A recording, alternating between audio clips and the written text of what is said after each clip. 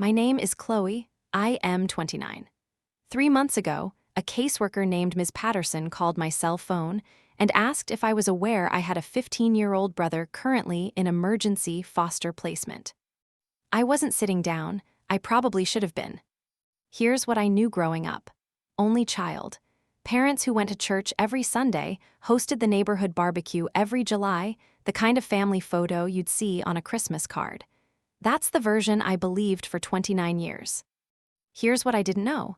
15 years ago, when I was 14, my father had a son with another woman.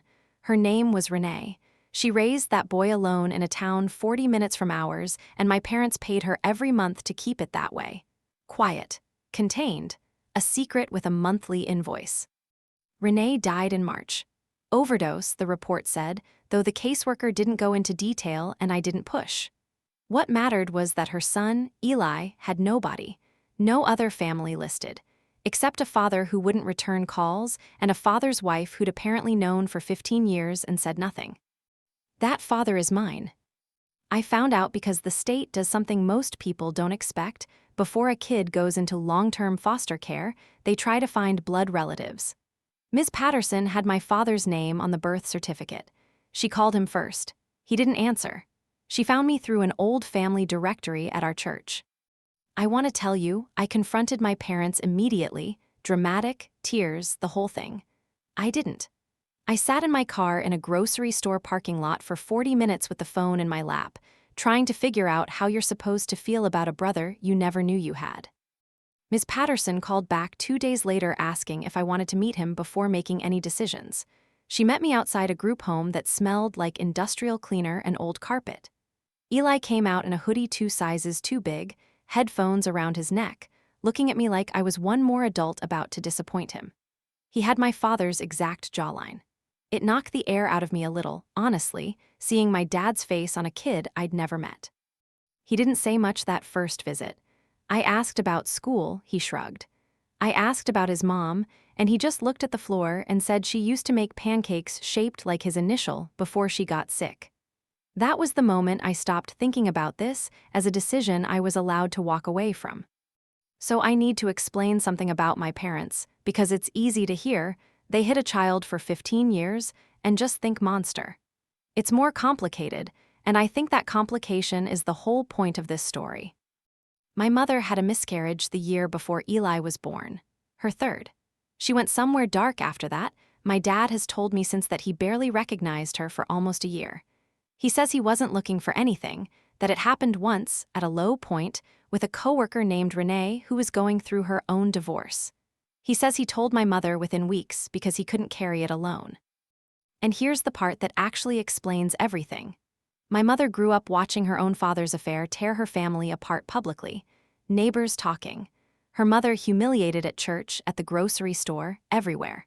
She told me once, years before any of this came out, that the worst part wasn't the affair, it was that everyone knew. So when my father came to her with his confession, she didn't file for divorce. She made a deal. He'd pay quietly forever if he had to, and none of it would ever touch our family's name. Not me, not anyone. It wasn't kindness toward Eli. It was never about Eli. It was about protecting an image my mother had watched get destroyed once already, and she was never going to let it happen to her again, whatever the cost to someone else's kid. I sat with that for a long time. I'm not going to pretend I fully forgave her for it, but I understood her, which is different. If you're the kind of person who reads every reply in the comments looking for updates like this, go ahead and subscribe now, because it only gets messier from here. And while you're down there, what would you have done in my shoes? My boyfriend, Derek, thought I'd lost my mind when I told him I was applying for emergency guardianship of a 15-year-old I'd never met. We'd been together 2 years. We had plans, an apartment we were about to sign for, a trip to Portugal booked for June. He didn't say no. He just went quiet in a way that scared me more than an argument would have. And honestly, some nights I doubted myself too. I'm not a mother. I don't know what a 15-year-old boy needs, what he eats, what he's scared of, whether he'll hate me for being a stranger with my father's last name. I used to lie awake doing math. Could I afford this? Could my relationship survive this? Was I doing this because I actually wanted to, or because I couldn't stand the idea of one more person in my family choosing convenience over a kid who didn't ask for any of this. I never fully answered that question. I just kept moving forward anyway. My parents did not take it well. My mother called it reckless. My father called it not our responsibility to fix. That phrase stuck with me, not our responsibility to fix, like Eli was a leak in a roof and not a boy who just watched his mother die. The custody hearing was in July. Small courtroom, maybe 20 people total, a judge who looked like she'd heard every version of family dysfunction there was. My parents showed up. I hadn't expected that. They'd suddenly decided, weeks before the hearing, that they wanted to petition for custody themselves. I think they knew how it would look, a 15-year-old going to strangers in the foster system while blood relatives sat home with a guest room.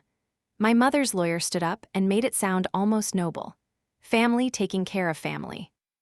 Then Ms. Patterson submitted the financial records. 15 years of monthly transfers to Renee, going back to the month Eli was born. Not child support through any legal court order, private, off the books, structured specifically so it would never show up in a divorce filing or a tax record. And more recent transfers too, dated after Renee's death, paid to Renee's sister, for what the memo line just called arrangement continuation. My parents had been paying someone, after Eli's own mother died, to keep quiet about him a little longer. Not to help him, to buy time. The judge asked my mother directly what that payment was for. My mother's lawyer tried to step in, and the judge told him to sit down. She was asking the client. My mother said it was to help the family transition, and the judge just looked at her for a long moment before asking whose family she meant. My mother didn't have an answer that held together. My father sat there and said nothing at all, which somehow felt worse than anything he could have said. I watched people I'd known my entire life come apart in a public room over paperwork nobody meant for me to see. I didn't feel triumphant. I felt sick, honestly, for Eli, sitting 2 rows back in a hoodie that was too big for him, hearing exactly how disposable he'd been treated by people who shared his blood. At one point, he leaned over and asked me, quiet enough that only I could hear, if we could just leave. I told him 5 more minutes. It ended up being closer to 40. When the judge finally addressed the room directly, she said something I've thought about almost every day since. She said the court doesn't rule on who loves a child the most, only on who shows up. My parents had 15 years to show up. I'd had 3 months. The judge granted me temporary guardianship that day. Full custody came through 6 weeks later. Eli moved into my spare room with 2 duffel bags and almost nothing else. He didn't talk to me for the first 11 days except to say thank you for dinner. Derek and I are still figuring things out. He didn't leave, which surprised me, but he didn't pretend it was easy either. My parents and I don't really speak now. My mother sent one text in August that just said she hoped I knew what I was getting into. I didn't respond. The first few weeks were rough in ways I hadn't braced for. Eli flinched when doors slammed. He ate standing up at the counter for almost a month before he'd sit at the table with us. Derek learned not to raise his voice even when he was just excited about a football game, because the first time he did, Eli left the room and didn't come back out for an hour. We're not experts. We're just paying attention, which is apparently more than he'd gotten from the people who were supposed to. Eli started calling me his sister for the first time last week. Not on purpose, I don't think. It just came out while he was telling me about a kid at his new school. He caught himself, looked at me like he'd said something wrong. I told him he hadn't. Last weekend, he asked if we could make pancakes shaped like his initial, the way his mom used to. I burned the first 2 badly enough that we both laughed about it, which is the first time I heard him laugh in the house without holding some part of it back. People love to ask whether blood makes a family. I used to think that was a question with an obvious answer. Now I think the real question is who shows up when it costs them something, and 15 years of silence taught me exactly who my parents were. It just took a stranger's phone call to make me listen.